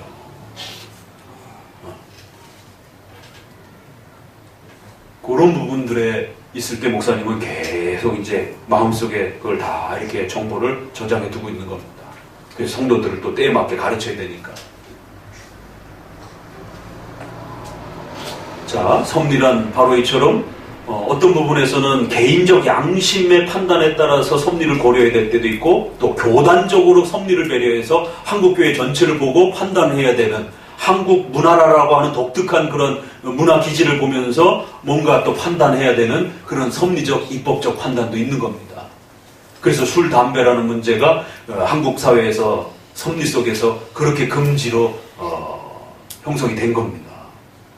그리고 이제 그 외에 여러 가지 형태들에 대해서도 남북 문제에 대해서 오늘 그 합신총회에서 나온 그런 결의문은 사실은 진보 정당을 좋아하고 이랬던 분들 또 지역적으로 이렇게 우리가 특수한 그 지역에 계신 이런 분들이 봤을 때는 상당히 불쾌하고 상당히 받아들이기 쉽지 않은 우리가 아까도 티타임이 같이 얘기했지만 하신의 젊은 분들 중에 이런 진보적 부분들에 상당히 목소리를 내고 있는 분들이 상당히 많은 걸로 알고 있는데 이 정도가 합신해서 이렇게 결의가 되고 나올 때 과연 반발이 없었겠는가? 왜 없었겠어요? 엄청난 반발이 있었겠죠. 특별히 그게 신앙적 문제가 아니라 국가 정치적인 문제에 대해서 강력하게 국가를 규탄하는 그러한 성명서였기 때문에. 그러면 총회는 전체적으로 보면서 국가 사회와 관련해서 이 이상 넘어가면 안 되겠다라고 하나님의 섭리를 판단하는 거고 이 시점에서는 정치의 정당의 여부를 떠나서 강력하게 정부의 잘못한 정책과 방향성에 대해서 엄중하게 책망해야 되겠다라고 섭리적 판단을 입법 활동을 통해서 결의한 겁니다. 거기에는 섭리적 판단이 들어가 있는 거죠. 왜 작년에 안 내고 그 자작년에 왜 안 냈어요? 촛불 집회 일어날 때 왜 안 냈어요? 그때 냈으면 더 좋았을 텐데 뭐 이렇게 생각할 수도 있는 거예요. 그러나 아직 때가 아직 안 무르익은 거예요. 경고가 실제적으로 들어갈 때가 아직 안 됩니다. 그래서 이단도 판정할 때 하루 이틀에 판정되는 게 아닙니다. 어떤 분들은 이거 이 정도까지 했으면 이단이라고 해야 되는 게 아니에요? 그렇지 않습니다. 최소 3년에서 5년 걸립니다. 일반적으로. 왜? 그분이 중간에 말을 바꿀 수도 있는 거고 총에 불려가서 재판하면 나 안 그러겠어요. 이럴 수도 있는 것이고 그리고 나서 또 책 나왔어요. 그러면 또 지켜봐야 되는 겁니다. 설교도 조사해봐야 되고 그러니까 이런 과정들이 그 악인의 악행이 적어도 교회가 감당할 수 없는 선까지 무르익을 때까지는 기다려야 되는 거예요. 어느 하나 실수해서 잘못 말했다고 해서 바로 이단으로 정죄가 들어가는 게 아닙니다. 주의, 이단성이 있다, 교리금지, 이렇게 높여가다가 최종적으로는 교회가 더 이상 감내할 수 없겠다 판단이 든다라고 성도들에게 엄청난 피해가 예상된다라고 한다면 최종적으로 이단으로 판정이 되는 거예요. 그러면 어떤 면에서 보면 좀 늦죠. 그래도 한 개인을 사망으로 선언하는 거기 때문에 판사가 사형 선고를 내릴 때 일반인들이 봤을 땐 답답하죠. 3심까지 가려면 얼마나 거기다가 재심까지 거치면 5년도 더 걸릴 수도 있는 거예요. 그래도 한 사람을 죽이는 사법권이기 때문에 기다려야 됩니다. 이게 하나님의 섭리 안에서도 7이라는 사법권이 등장을 하기 때문에 한 개인을 교인에게 이단이라고 하는 건 사망 선고입니다. 그래서 우리가 어떤 사법적 판단과 이런 윤리적 판단도 쉽게 그렇게 또 내리지 않고 기다려야 되는 많은 과정들, 이게 다 섭리입니다. 그래서 개혁이라는 명분과 오직 성경이라는 명분이 잘못하면 극단주의가 된다는 거예요. 기다리지 않고 한 1년 지켜보고는 그냥 바로바로 쳐내버리는 거예요. 그럼 그 칼에 나중에 자기도 죽을 수 있어요. 왜? 성도건 목회자건 배워가다 보면 실수할 수 있거든요. 잘못 이해할 수 있거든요. 그래서 설교 중에 그게 잘못 표현될 수도 있단 말이에요. 막 강조하다 보면 흥분해갖고 조금 세게 말할 수도 있단 말이에요. 근데 그거를 누가 듣고 녹음해가지고 우리 목사님이 이렇게 이상하게 설교했습니다라고 고발을 하게 되면 그것만 보면 정말 이단에 준하는 표현이 될 수도 있어요. 그러나 그러면 다른 설교도 그렇게 문제가 되었는가 전수조사를 해야 된단 말이에요. 이분이 실수한 건지 의도적인 건지 그분의 어떤 학문적 논문이라든가 이런 것까지 다 또 뒤져보면서 이건 실수구나. 그러면 넘어가야 되는 거예요. 섭리란 배려인 거예요. 하나님도 이스라엘 백성들을 다룰 때 하루아침에 다 없애지 않습니까? 그런 것 같아서는 벌써 다 쓰러졌어요. 또 용서하고 또 용서하고 또 기회를 주고 악인조차도 용서를 하고 그래서 엄청난 배려와 기회를 주시고 또 징계할 때는 아주 혹독하게 단호하게 또 징계하시기도 하고 다윗과 같이 또 그렇게 어떤 특정한 상황과 어떤 특정한 어떤 경우들 아주 무섭도록 징계를 하기도 하고 기회를 줘도 될 것 같은데도 아주 엄격하게 징계하고 한 번 징계하면 70년 1, 2년도 아니에요. 70년 100년도 아니고 막 중세시대 1000년 그러니까 하나님조차도 백성을 다루실 때 그 연약함을 고려하셔서 여러 보안장치를 두고 기다려주시고 한데 하물며 교회 치리가 너무 엄격하게 그렇게 막 조금 실수했다고 해서 막 가차없이 막 쳐내고 막 징계하고 막 이러면 전부 다 율법주의가 돼버려요. 그래서 장로교는 항상 율법주의라는 욕을 항상 많이 이렇게 외부로부터 욕을 먹고 오순절주의라든가 이런 데들은 무율법주의라는 욕을 신비주의자들은 항상 무율법주의에 대한 욕을 항상 먹게 돼요.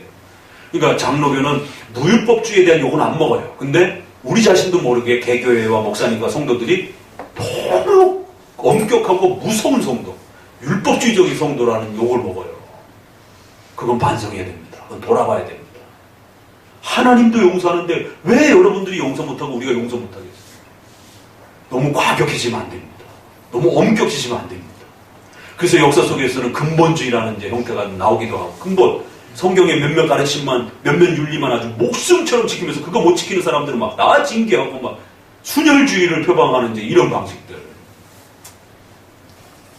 오히려 어거스틴 시대에 그런 사람들이 이단으로 정죄가 되고 어거스틴은 교회 안에 또 이리가 있고 교회 바깥에도 성도가 있다. 이러면서 이제 오히려 너무 순결한 그런 교회를 표방하려고 엄격하게 그렇게 대처하면 안 된다라는 거예요.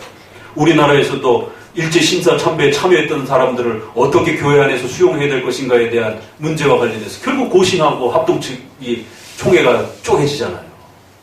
기장이 생겨진 거는 자유주의 그 성경이 하나님 말씀 아니다. 이것 때문에 이제 일제 등없고 김재준 목사가 기독교 장로회를 이제 우리 장로교들이 다 쫓겨나고 난 다음에 아무도 없는 틈을 타가지고 친일파 세력들과 함께 자유주의 세력들이 이 기장을 이제 세운 거고 그래서 교단이 쪼개졌습니다. 그건 신학적으로 문제가 심각해서 분열이 된 거지만 고신하고 쪼개진 거는 정치 문제에 있어서 일제 신사에 참여했던 사람들을 어떤 방식으로 정치, 입법, 치리 행위를 행할 것인가. 거기에서 박경영 목사님이나 이런 쪽은 섭리를 좀 더 고려하고 싶었던 겁니다. 목회자와 장로와 일반 성도들을 구별하고 싶었던 거예요. 일반 성도들에게는 더 많은 기회를 주고 용서받을 수 있는 많은 좀 더 배려를 주고 목회자들과 장로들은 조금 더 이렇게 엄격하게 좀 이렇게 징계하더라도 근데 이제 이게 구별이 안 되면 그런 게 어딨냐고 신앙에 배반했으면 다 동일하게 십계명에 맞춰서 다 책망받아야지 이제 이런 이제 형태가 적용이 된다는 거예요. 우리 현우하고 현민이가 이제 그런 면에서 특별히 이제 우리 여기 큰아들이 그 피해자입니다.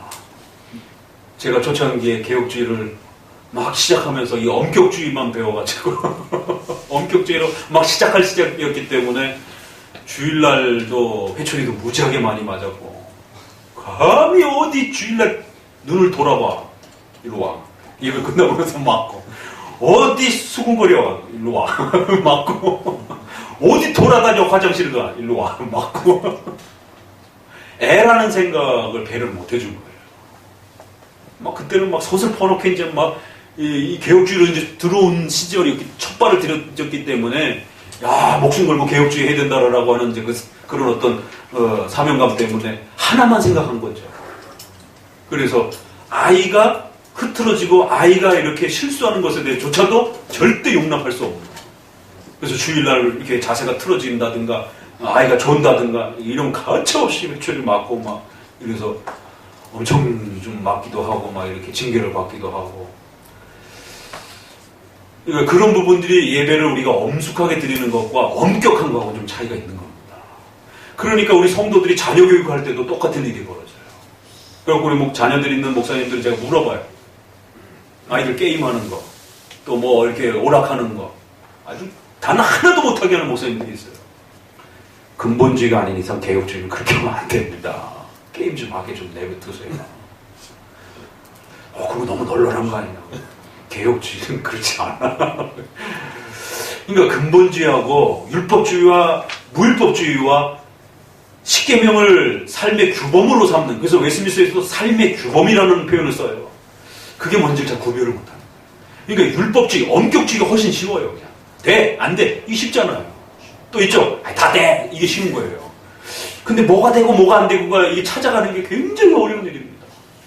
그래서 우리 목사님들한테도, 자녀 있는 성도들한테는 너무 엄격하게 하지 마. 애들 머리도 좀 쓰다듬어주고, 또 아이들하고 좀 놀러도 가고, 너무 성경만 붙들고 있지 말고 좀 제발 애들하고 축구도 좀 하러 가고, 그 10대, 10살 미만의 아이들은 같이 놀아줘야 되는데, 아까 설교 시간에도 있었던 그런 인식들이,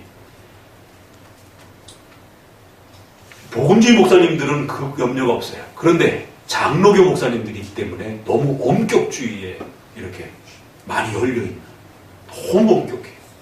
저도 그랬었고. 그래서 제가 제 후배들한테는 너무 그렇게 엄격하게 하지 말아요.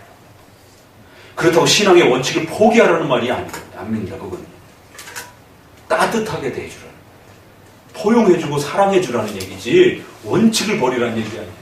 근데 이제 이게 처음에 배우실 때는 원칙을 버리라는 얘기처럼 들려요. 이랬다 저랬다라고 하는 것처럼 보여져요. 만약에 그런 식으로 접근하게 되면 바울도 기회주의자입니다.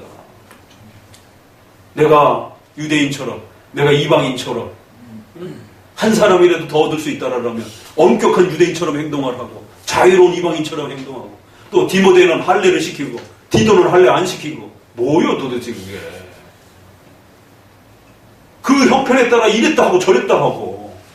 아니 그 할례 문제가 얼마나 교회가 무너지느냐 안 무너지느냐, 안디옥교가 난리가 났던 문제 아닙니까? 사도행전 15장에. 근데 16장에 가서 예루살렘 여행 끝나고 돌아왔는데 주변 사람들이 뭐라 그래? 바울이 율법 어겼다라고 소문 돌기 때문에 이거 심각하다. 어떻게 되느냐. 그러니까 야고보하고 그 예루살렘의 교회 분들이 뭐라 그래? 너의 주변에 4사람 나실인 서원한 사람들이 있으니까 가가지고 너도 정결례 행하면서 그렇게 해주는 게 어떻겠느냐. 여러분, 바울이 뭐 어떻게 하겠습니까? 15장까지만 해도 그것 때문에 안디옥교회가 발칵 뒤집어져가지고 절대 할례 시키면 안 된다라고. 왜 예수 믿고 구원 받아야지 할례 강조하느냐라고. 할례 강지 해갖고는 결국 통과시켰잖아요, 총회에서. 근데 16장 17장에 가갖고는 결국 예루살렘에 돌아왔더니만 가서 하세요 좀. 어떻게 했어요? 했잖아요. 가갖고 정결례 행하고 그 나실인 서원하는 사람들 다 도와주고. 그러다가 포로로 잡혀가지고 저기 바울이 성전에서 율법 할례 안 하고 율법 어기라고 가르쳐 저 이방인들 데리고 가가지고 성전에도 들어가고 온 거 아니냐. 그래서 18장 이후에 이제 잡혀가지고는 결국 로마까지 그 장면이 거기서 바울이 그걸 허락했기 때문에 성전에 갔다가 잡힌 겁니다. 그런 관점에서 보게 되면 바울도 기회주의자처럼 보일 수도 있는 겁니다. 바울이 원칙을 버린 게 아니에요. 섭리를 고려해 준 거예요. 자, 보세요. 성경에 이런 얘기가 무궁무진합니다. 우리가 관심이 없었기 때문에 안 보이는 거지. 다윗을 기름 부어야 되는데 사울왕이 서슬퍼렇게 아주 지키고 있어요. 너 가면 죽는다. 왜? 다른 왕을 세우려고 하는 거니까. 근데 하나님이 다윗에게 가서 기름 부으라는 거예요. 기름 붓는다라는 건 다른 왕을 세우는 겁니다. 그 기름 부음이 왕을 세우는 표시이기 때문에. 그러니까 사무엘이 당연히 걱정이 되니까 어떻게 해요? 죽일 텐데요. 달강나면. 그럼 뭐라 그래? 하나님.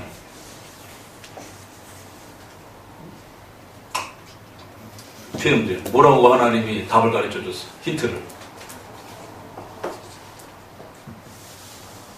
다윗이 기름 부음 받으셨나요? 다윗 집안에 기름 부으러 가라래잖아요. 예. 이제 이새의 아들을 쭉 세우는. 그러니까 그거를 시킬 때 예. 사무엘이 나 어디 가냐고 물으면 사울이요 물을 때 뭐라 대답해야 됩니까? 사람의 뇌물을 보지 말고. 아니 사울이 만약에 그걸 봐갖고 너 어디가 사무엘? 나 저기 기름 부으러 간다 그러면 다른 왕을 세우는 건데 어떻게 됩니까? 그럼 나 죽을 텐데 제사 드리러 가라고 그러는 거예요. 그게 거짓말이에요, 진짜요. 그래서 많은 사람들은 이거 거짓말인데 어떻게 하나님이 거짓말을 요구할 수가 있지? 그렇게도 읽혀져요. 그건 분명히 거짓말입니다. 어떻게 보면. 근데 가서 제사도 드렸어요. 그러니까 아까 주일학교 애가 친구 집에 간다고 그러면서 교회 왔어요. 근데 예배 끝나고 친구 집에 들렸다 집에 갑니다. 놀다가. 그럼 그게 거짓말입니까? 거짓말입니까? 그래서 지혜로운 것과 무지막지한 거하고는 다른 겁니다. 지혜로운 거예요. 섭리를 고려하는 겁니다. 하나님이 사무엘에게 섭리를 고려하도록 배려해 준 겁니다. 그래서 때로는 정의가 사람을 죽일 수도 있는 겁니다. 제사 드리러 간다고 해라. 분명히 주목적은 기름 부으러 가는 거예요. 근데 가서 또 제사도 드릴 수 있는 겁니다. 이건 부수적 목적이에요. 그럴 때 성도들이 당황하고 헷갈려하는 게 여러분의 삶 속에서도 정직을 이야기하다가 여러분들이 죽음에 처하기도 하는 거예요. 곤욕스러움에 처하기도 하는 거예요. 그럴 때는 선후를 구별하셔야 됩니다. 조금 더 난처하면 지혜롭게 판단하셔야 돼요. 거짓말하는 얘기가 아니에요. 어떤 것은 본질적이고 더 중요한 건 감출 필요도 있는 겁니다. 그건 지혜롭지 못한 겁니다. 있는 그대로 다 떠벌리는 것, 그게 정직한 게 아니에요. 형편과 섭리를 바라보시고 어떤 걸 더 먼저 말해야 되고 그 형편에 있는 사람들이 이해해 줄 수 있는, 알아들을 수 있는, 여러분이 직장에서라든가 이런 데도 마찬가지예요. 어떨 때는 정말 지혜가 필요해요. 근데 원칙대로 말하다가 저 기독교인 이렇게 이제 따돌림을 받는 거예요. 그건 조금만 지혜롭게 말하고 행동해도 존중을 받을 수 있는데 원칙대로만 하는 걸 배웠기 때문에 섭리를 배우지 못했던 거예요. 배려와 이해하고 포용하는 법들을 배우지 못했던 거예요. 원칙만 이제 배운 방식이 돼가지고. 그래서 사무엘조차도 어떤 위급한 상황이 있었을 때는 그게 본질을 훼손하지 않는다라면 경중을 따져서 그 포악스러운 사울왕을 피해갈 수 있는 지혜를 발휘할 수 있는 겁니다. 기생 나합이 이스라엘 정탐꾼을 살려줬어요. 이스라엘 군사들 어디 있느냐? 모른다. 이게 거짓말이에요. 이게 안다 그러면 이게 참 다 목숨이 위협해지는 거고, 모른다 그러면 자기 국가에 대한 어떤 반역행위가 되는 거고, 쉬운 문제가 아닙니다. 하나님이 라합을 살려주시는 것이, 거기 물론 연약함 속에서 나오는 거짓말도 포함될 수도 있고, 또 그 형편을 벗어나야 되는 섭리적인 그런 또 연약함도 있는 것이고, 또 이스라엘 백성들에 대한 신앙에 그들을 살려주고 싶은 안타까움도 있는 것이고, 정직이라는 게 그렇게 무자르듯이 탁탁탁 나오는 게 아니에요. 모든 형편에 맞춰서 신중함이 필요하다는 거예요. 모세가 할 때도 그랬죠. 십부라하고 그 산파들이, 자 보세요. 그게 굉장히 어려운 구절입니다. 성도들이 구계명 적용할 때. 산파들은 분명히 거짓말한 것처럼 보입니다. 그래서 성도들은 대부분 이거 거짓말인데 왜 거짓말한 성도가 복을 받느냐라고 많이들 목회자에게 질문해요. 그러나 그건 단순한 거짓말이 아닙니다. 이스라엘 애를 받으러 갔는데 이스라엘 산모들은 힘이 좋아가지고 우리가 가기도 전에 벌써 쑥쑥 났습니다. 우리가 손을 쓸 수가 없었습니다. 이게 거짓말 같은데 아닌 것 같기도 하고 단순한 거짓말은 아니에요. 또 물론 어떤 면에서 보면은 약간의 그 상황을 모면하고자 하는 어떤 그런 연약한 부분도 있는 건 사실이에요. 그래도 애굽인 중에 그 정도로 하나님에 대한 이스라엘 백성들을 살리고 싶은 또 그 신앙에 대한 마음을 하나님이 더 귀하게 여겨준 부분도 있는 겁니다. 실수한 부분도 이해해 주신 것이고 또 그 섭리적 형편이 그럴 수밖에 없었기 때문에 지혜롭게 이스라엘 여성들이 힘이 더 좋다라고 말한 게 그건 단순한 거짓말이에요. 정말 그럴 수도 있는 거잖아요. 일반 애굽 여인들보다 산파의 도움을 필요 없이 훨씬 더 애를 잘 낳아가지고 이미 벌써 다 출산이 이렇게 벌써 진행이 되고 그러면 왜? 하나님이 도와줄 수 있잖아요. 애굽 부인들이 막 죽이려고 덤벼드니까. 그러면 그건 단순한 거짓말은 또 아니죠.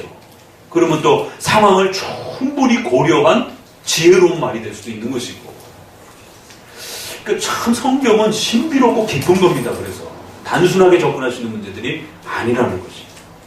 그래서 오늘 본문에도 보게 된 바로 보존, 인도, 처리, 통치하신다는 이런 하나님의 방식들이 질서 속에서 창조한 대로 이끌어 가시기도 하고 인도와 처리는 또 이런 여러 형편들을 고려하시면서 때로는 정의의 문제, 때로는 악의 문제, 이것과 관련된 인간의 의지의 형편의 문제들을 총체적으로 고려해 주시면서 하나님께서 인간의 역사와 삶을 이끌어 가신다는 그리고 교회의 성도들의 삶을 이끌어 가신다는 그래서 총회 교리도 이처럼 작년엔 안 했지만 적어도 올해는 위험하다라는 것을 섭리적으로 충분히 헤아리면 올해 결정 내릴 수도 있고 내년에 결정 내릴 수도 있고 적어도 교회법이란 이처럼 섭리를 충분히 고려하셔야 된다. 섭리를 고려하지 않으면 극단주의가 되어버립니다. 또 섭리를 작정에 기초하지 않고 섭리만 너무 강조하게 되면 상황주의가 되어버리고 알미니안주의가 되어버립니다. 자, 그렇게 정리하면서 우리 기독교 강연을 읽는 것으로만 좀 정리해 봅시다.